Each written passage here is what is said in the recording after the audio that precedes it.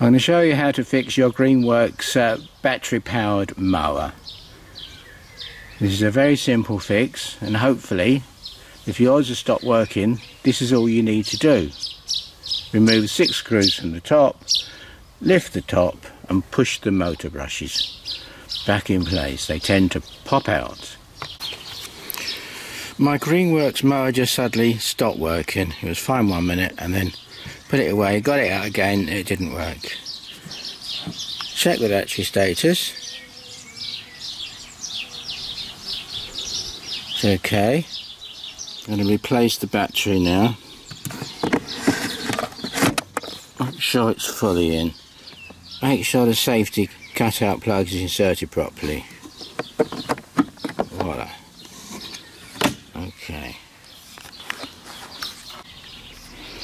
You need to remove 6 screws. It's a star type fitting on your screwdriver.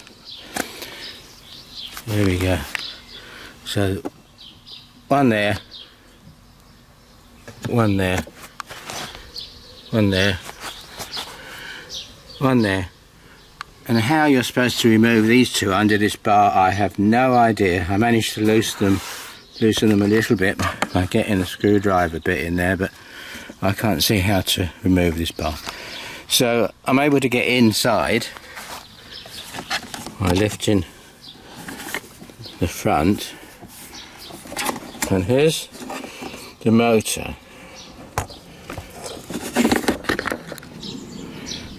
What I found was the motor brushes had popped out. One there, and there's another one on this side. So spring loaded, pop that in, and do the same with this one on the right. It clicks into place. Test it. On button. Marvellous. That was a simple fix. I've probably had it for about 3 years, and it's had quite a lot of use, and I guess those motor brushes just pop out occasionally, so good luck.